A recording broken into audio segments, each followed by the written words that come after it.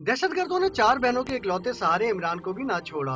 Auli market के करीब मौत की नींद सुला दिया। इमरान की 8 माह कबल ही शादी हुई थी, जो डबल रोटी बेचकर घर की किफालत करता था। फुप्पो का बेटा भी चला गया अब 4 महीने बाद। ऐसे ही जा रहा है हमारा, 2 पहले चलेगा, चौथे जा रहा है ऐसे ही गोलियों में। 4 हो गए, 2 भाई का रहे पर अब 2 से 1 मेरा बेटा, अब मेरे फुप्पो का बेटा। अब तो जोड़िया बाजार और अतराफ के मकीन खौफजदा हैं, क्योंकि कई नौजवान अगवा के बाद कत्ल किए जा चुके हैं। खवातीन का कहना है कि मुसल्लह अफराद जब चाहते हैं किसी को भी मार देते हैं। ऐसा लगता है कि कानून नाम की कोई चीज ही नहीं है। आप ये तो देखिए, नन्हे नन्हे बच्चे डरते हैं, अब सहमते हैं, यहाँ स्कूल आने में भी डरते हैं। हमें भी डर लगता है कि सुबह हमारे बच्चे कैसे जाएंगे, कैसे आएंगे। गरीब बच्चा था, डबल रोटी बेचता था, देख लो ठिया, एक लौता बच्चा था, उसके दिल से पूछो उसी पे क्या गुजर रही होगी।